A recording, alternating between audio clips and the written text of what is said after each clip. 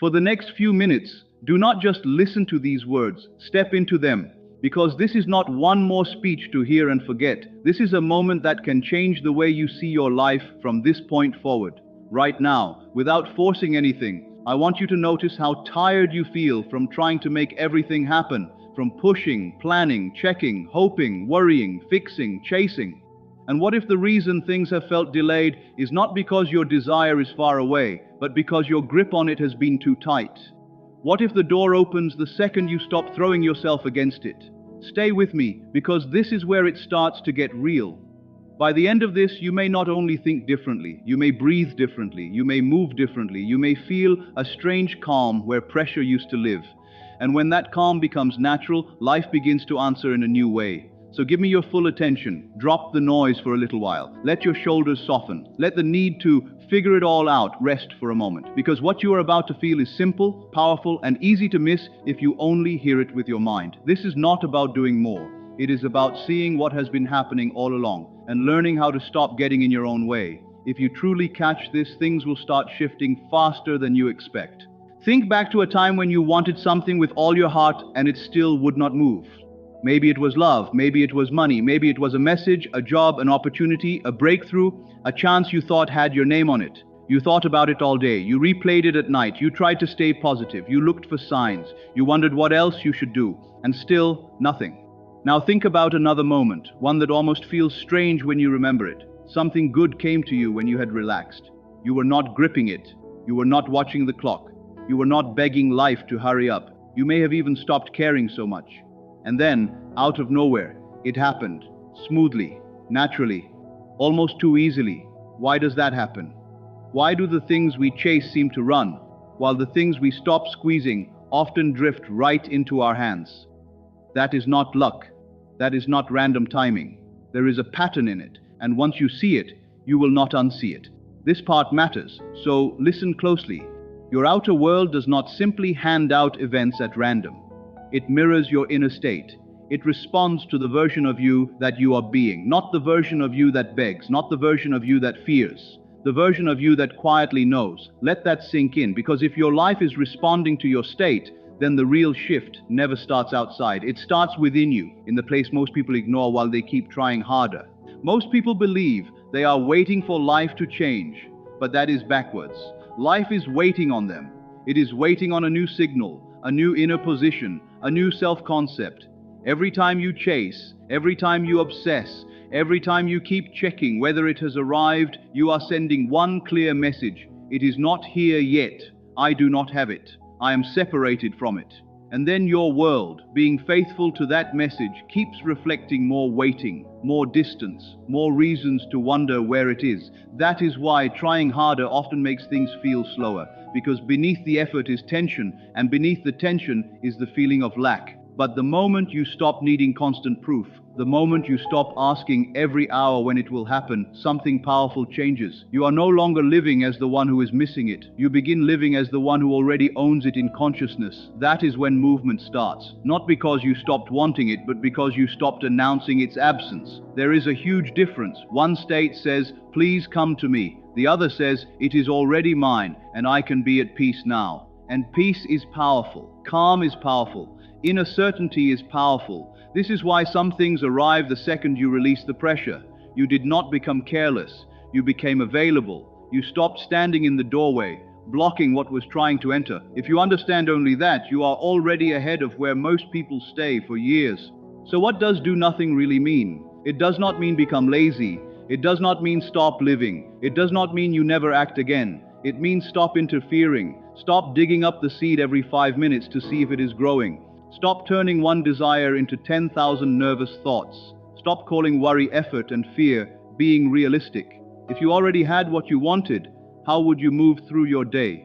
Would you be restless? Would you be refreshing your phone every 10 minutes? Would you be asking everyone for reassurance? No. You would feel settled. You would feel lighter. You would feel steady. You would still live your life. You would still do what is in front of you.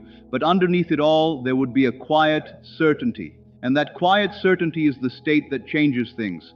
This is where people get tripped up. They think power is in strain. They think if they stop pressing, the desire will disappear. But the opposite is often true. Pressure delays. Desperation distorts. Overthinking scrambles the signal. The moment you assume it is already handled on the deeper level, you stop choking the process with doubt. Stay with me here because this can free you. You do not need to force what belongs to you. You do not need to manipulate every detail. You do not need to be on emotional high alert all day long. What you need is inner agreement. That is it. A calm decision, a settled heart, a mind that is no longer running in circles. And when those things come together, what once felt impossible begins to feel inevitable. The first real step is simple but not always easy. Stop chasing, stop now. Not tomorrow, not after one more sign, not after one more bad day, right now. Because chasing is just fear in motion. It is the belief that if you do not keep pulling, pushing, checking and stressing, nothing will happen. But ask yourself honestly, has all that tension really helped you? Has it brought you peace? Has it pulled your desire closer? Or has it mostly kept you trapped in the feeling that something is missing? If it were already done, you would not be chasing, you would not be searching the horizon, you would not be asking every little event, does this mean it's coming? You would be breathing normally, you would be eating your food, you would be answering messages, you would be walking through your day with a quiet kind of confidence. That is the energy, that is the state, not fake excitement, not forced positivity, not trying to act detached while secretly panicking inside. Real inner ease, real steadiness, real knowing. So when the mind says, but where is it? Answer with calm, not fear. Tell yourself, I do not need to chase what is already aligning for me. And then let that be enough. This is the moment many people miss because it seems too simple. But simple does not mean weak. Simple often means true. The more you keep your inner world clean, the faster your outer world can rearrange. That is why the next level is not more effort, it is less resistance, it is less noise, it is less obsession, and that shift alone can change the direction of your entire life. The second step is learning how to stay in that calm state when time passes and nothing obvious seems to happen. This is where many people slip. They feel strong for an hour, maybe for a day. Then the old voice returns. What if it's not working? What if I'm being foolish? What if this never happens? And the moment they grab those thoughts, follow them, and build a story around them, they slide back into the old state of not having. Here is the key. Doubt may appear, but it does not have to become your home. A thought can knock on the door without being invited in to live with you. That changes everything. You do not have to fight every negative thought. You do not have to panic because fear showed up for a moment. You do not have to make one anxious feeling mean the whole thing is ruined. Relax, let it pass, let it move through like weather. Clouds come and go, but the sky remains. Your deeper knowing can remain too. The problem is not that doubt appears. The problem is when you treat doubt like a command. It is not a command, it is just old momentum, old habits, old wiring. Let it be old, let it fade. Do not feed it with constant attention. The more you react, the more energy you give it. The less you react, the weaker it becomes. This is powerful because it means your job is not perfection. Your job is returning to calm, returning to trust, returning to the version of you who already knows. And every time you return without drama, you are building a new state, quietly, strongly, for real. Now let's go deeper, because this is where real freedom starts. Most people are not attached only to the desire. They are attached to the timeline. They want peace, but only if it happens by next week. They want the relationship, but only if the message arrives tonight. They want success, but only if the outer world moves fast enough to calm their nerves. And that condition keeps them stuck. Because when peace depends on visible proof, peace never lasts. True inner change begins when you release the demand that life must move on your schedule. That does not mean delay is good. It means your power does not live in the calendar. Your power lives in your state. The moment you stop saying, I can only relax once I see it, and begin saying, I relax because I know what is already mine, you break the pattern. This is a huge shift, maybe one of the biggest, because now you are no longer trying to force time to obey your fear. You are allowing life to unfold while you stay anchored, and that anchoring has force, it has magnetism, it has clarity. Think about the people who seem to draw good things in without strain. Often they are not special, they are simply less divided within. They are not pulling one way with faith and another way with panic. They are settled. And being settled is attractive, not only to people but to opportunities, outcomes, solutions, and doors that seem closed before. So when the mind wants a deadline, breathe. When it wants guarantees, soften. When it wants to control the whole path, remind yourself that your only real task is to remain aligned with the end, not to design every step in the middle. There is always a quiet space between the inner shift and the outer result. Many people think that space means nothing is happening, but that is not true. The unseen does not mean the inactive. Seeds grow in silence. Dawn arrives before the light is fully visible. Bridges form before you walk across them. In the same way, your reality often begins changing before your eyes can confirm it. That is why the silence matters so much. Can you stay steady there? Can you remain at ease when the old evidence has not fully moved yet? Can you live, laugh, work, rest, and carry your peace without demanding a daily update from the universe? That is maturity in this work. That is strength.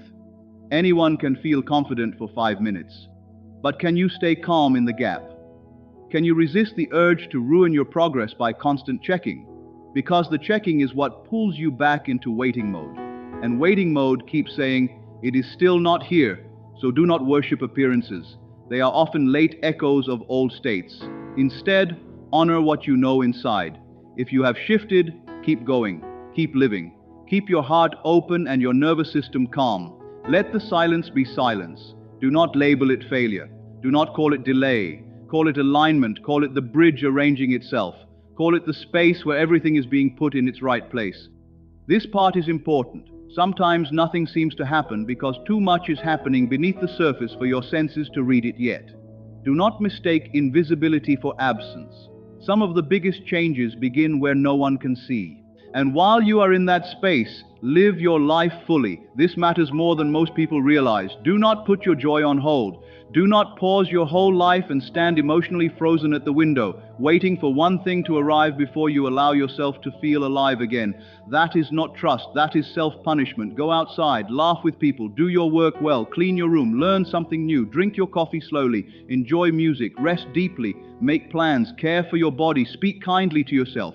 Why? Because this is what the version of you who already has it would do. That version is not suspended in fear. That version is not endlessly rehearsing worst-case scenarios. That version is available for life now. And the more normal, grounded, and open you become, the more your desire stops feeling like a distant miracle and starts feeling like a natural extension of who you are becoming. This is not pretending. This is embodiment. This is not lying to yourself. This is choosing your state on purpose. And yes, there may be moments when old fear comes back. Fine, let it come. You do not need to bow to it. You do not need to rebuild your whole identity around one emotional wave. Feel it if it comes. Breathe through it. Then return again. The more often you return, the less dramatic the process becomes. Soon what once felt impossible starts to feel normal. And when it feels normal, it is no longer far away. That is one of the deepest truths here. Things often arrive fastest when they stop feeling bigger than you. Another thing you must understand is this: you are not trying to convince life to be kind to you. You are not trying to beg your way into a better future. You are choosing the version of yourself who no longer lives in inner conflict. And once that choice becomes steady, your world begins to mirror it. A relationship may soften. An answer may appear, an idea may come at the perfect time, a chance meeting may happen, a door you thought was shut may quietly open. It often does not happen in a dramatic movie scene. Sometimes it happens so naturally that only later do you realize how perfectly it unfolded. That is why forcing is so unnecessary. The mind wants fireworks. Life often moves like water, silent, precise, unstoppable. And if you are always demanding noise, you may miss the miracle because it came dressed as something ordinary. Stay alert, but stay relaxed. That balance is powerful. Also remember this: not every movement will look the way you expected. Sometimes the path to your desire takes a shape that surprises you. Good, let it. Your job is not to script every detail. Your job is to stay loyal to the feeling that it is done. Let the route reveal itself. Let the pieces arrive in the right order. Let people change. Let circumstances shift. Let what looked impossible become simple. And above all, stop deciding that because you cannot yet see the full picture, nothing is happening. That assumption alone has held people back for years. You do not need the whole map. You need inner stability. You need a steady heart. You need the discipline to stop turning every quiet moment into a problem. Because once you master that, your life stops feeling like a fight and starts feeling like a response. So when impatience shows up, do nothing. When fear whispers that it is taking too long, do nothing. When your hand wants to reach for proof again, pause, breathe, smile if you can, then do nothing. Not from weakness, from power. Not because you have given up, but because you are no longer available for the old cycle. The old cycle said chase, check, doubt, panic, repeat. The new way says no, relax, live, receive. That is a different life.